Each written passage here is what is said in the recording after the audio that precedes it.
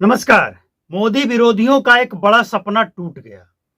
ये लोग नेपाल जैसा भारत में होने के दावे करने वाले ये सपना पाले हुए थे कि जब पीएम मोदी जाएंगे मणिपुर, तो मणिपुर में पीएम मोदी का खूब विरोध होगा। लेकिन इसका उल्टा हुआ। मतलब इसको आप ऐसे समझिए, हालांकि अगर हम गलत हैं तो आप इसको सही कर लीजिएगा। जैसे एक बाप का अगर 4 बेटा है और एक बेटा नाराज चल रहा है और बाप अगर उसके घर पे अचानक से पहुंच जाए, काफी नाराज, उसको उम्मीद नहीं था कि हमें मनाने, हमें देखने कभी मेरा बाप आ सकता है, और अचानक पहुंच जाए तो उस बेटे के अंदर कितनी खुशी होगी ये आप अंदाजा नहीं लगा सकते हैं। अब यहां पे बाप और बेटे का रिश्ता हम इसलिए जोड़ रहे हैं कि मणिपुर की जनता, मणिपुर एक राज्य जो भारत का एक अंग है, भारत का एक अंग है, यानी एक बेटा है, बेटा या बेटी जो भी आप रिलेशन जोड़ना चाहते हैं जोड़ सकते हैं। और देश का प्रधानमंत्री जो एक संवैधानिक पद है, पूरे देश का नेतृत्व करते हैं, वो एक गार्जियन ही होते हैं। अगर कोई प्रदेश का मुख्यमंत्री है तो वो प्रदेश का गार्जियन, और प्रधानमंत्री है वो पूरे देश का गार्जियन है। इसीलिए हमने यहाँ पे बाप और बेटे का रिश्ता बताया है आपको। अगर आपको ये इससे कोई आपत्ति है या आपको लगता है कि हमने कुछ गलत कहा है तो आप इसे सही कीजिएगा। लेकिन हुआ वही, मणिपुर जब पीएम मोदी पहुंचते हैं, उनका हेलीकॉप्टर जहां उनको जाना था चूरा चांदपुर, वहां पे वो हेलीकॉप्टर से नहीं पहुंच पाते हैं डायरेक्ट। मौसम खराब के कारण हेलीकॉप्टर काफी पीछे रोकना पड़ता है, और इसके बाद वहां से वो सड़क मार्ग से निकलते हैं। और जब सड़क मार्ग से निकलते हैं, जनता को यह पता भी नहीं था कि पीएम मोदी इस रास्ते से आएंगे, और अचानक से जब निकलते हैं तो भीड़ देखकर और वेलकम देखकर पीएम मोदी भी गदगद हो गए, और देश के लोगों को भी ये उम्मीद नहीं था। हालांकि 40 साल बाद भारत का कोई प्रधानमंत्री मणिपुर गया है भैया, समझ लीजिए आप। अब विपक्षियों को यह लग रहा था कि मणिपुर में तो बड़ा हिंसा हुआ है, मणिपुर के लोग 2 वर्षों से जल रहे हैं, 2 वर्षों से बदले की भावना में जल रहे हैं, बदले की भावना लेकर बैठे हैं। पीएम मोदी जाएंगे, खूब विरोध होगा, खदेड़ खदेड़ के मारा जाएगा, भगाया जाएगा, और विपक्ष को एक मुद्दा मिल जाएगा कि नेपाल जैसा अब भारत में भी शुरू हो चुका है।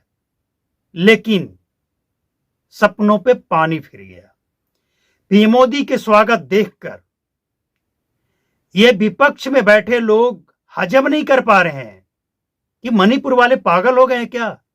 उनको समझ नहीं आ रहा है कि 2 साल से वहां हिंसा हो रहा था और प्रधानमंत्री जा नहीं रहे थे, हम लोग बोल रहे थे वो जा नहीं रहे थे। लेकिन देखो भाई, पीएम मोदी जो है ना, वो बोलते नहीं हैं आप लोगों के जैसा, वो सोशल मीडिया पे चिल्लाते नहीं। आपने देखा होगा, नोटिस किया होगा, ये विपक्ष वाले बहुत सारे सवाल करते हैं पीएम मोदी से सोशल मीडिया पे, पार्लियामेंट में नहीं। पार्लियामेंट में इनको सिर्फ हल्ला करना आता है, शोर मचाना, समय बर्बाद करना, पब्लिक के पैसे से जो पार्लियामेंट चलता है उस सेशन को बर्बाद करना, पैसे बर्बाद करना। वहां पे ये सवाल नहीं उठाएंगे, पूछेंगे नहीं, सुनेंगे भी नहीं जवाब, लेकिन सोशल मीडिया पे ये चिल्लाएंगे। तो इन लोगों को लग रहा था कि हम लोगों को एक मुद्दा मिलेगा और इसके बाद तो नेपाल का किस्सा भारत से जोड़ ही देंगे। लेकिन ये क्या हो गया, कैसे हो गया? अब ये लोग कहेंगे, आज अगर मणिपुर में वोटिंग हो जाए और कांग्रेस के वहां से सफाया हो जाए तो ये लोग कहेंगे कि ईवीएम हैक हो गया, वोट चोरी हो गया। गजब है भैया, वोट चोरी नहीं हुआ है, वहां के लोगों के दिलो दिमाग को पीएम मोदी ने चोरी कर लिया, हैक कर लिया है।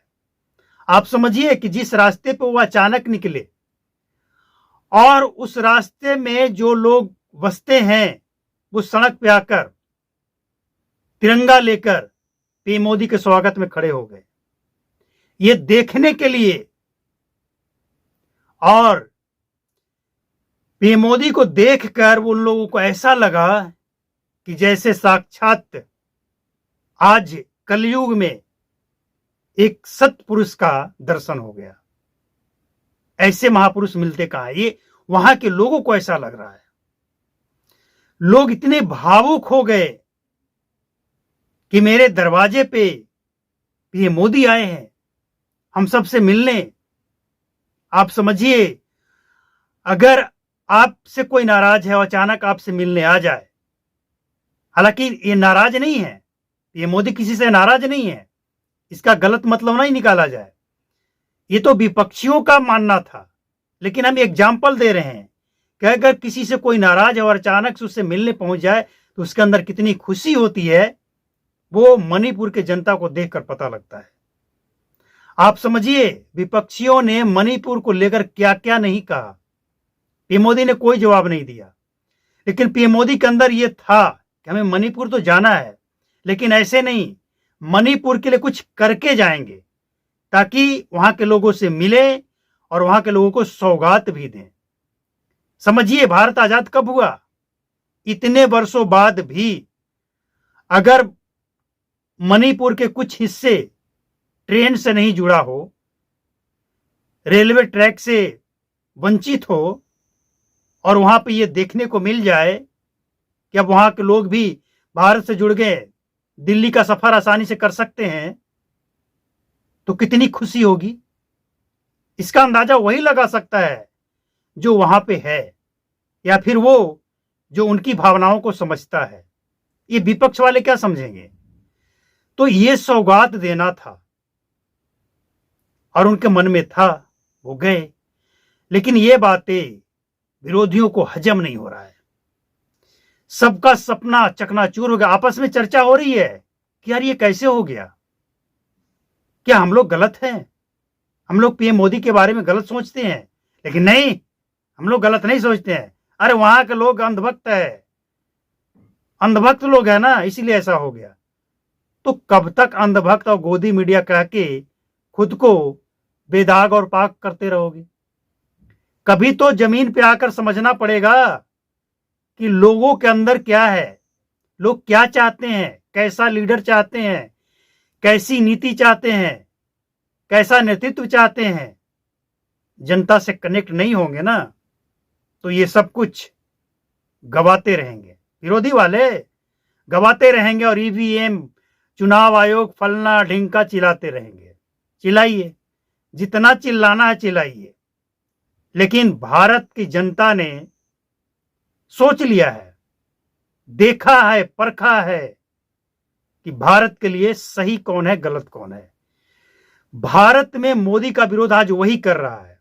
नेपाल, बांग्लादेश, श्रीलंका, अफगानिस्तान, पाकिस्तान जैसे हालत भारत में चाहते हैं, वो लोग जानते हैं कौन है? वो भारत विरोधी, सनातन विरोधी हैं। लेकिन इन लोगों को यह नहीं पता कि नेपाल में और अन्य जगहों पे जो कुछ भी हुआ वो क्यों हुआ। वो कारण तो वो लोग खुद ही है, वंशवाद, भ्रष्टाचार, सनातन विरोधी। यही तो हुआ है वहां। जो इन सब का सपोर्ट कर रहा था, विरोध कर रहा था, सनातन का विरोध, भ्रष्टाचार का सपोर्ट, परिवारवाद का सपोर्ट, उन सबको खदेड़ खदेड़ के मारा है लोगों ने। हेलीकॉप्टर से हेलीकॉप्टर में चढ़ने तक का मौका नहीं दिया, रस्सी में लटक कर भागना पड़ा है। और इसके बाद भी अगर यहां विपक्षियों को लगता है कि वोट चोरी हो रहा है, तो लानत है ऐसी सोच, ऐसी मानसिकता पे। जनता समझ चुकी है, जनता जवाब भी दे रही है। लेकिन कुछ लोगों के आंख पे ऐसा पट्टी बंधा है जो देखने को न दिखता है, न देखने को तैयार है।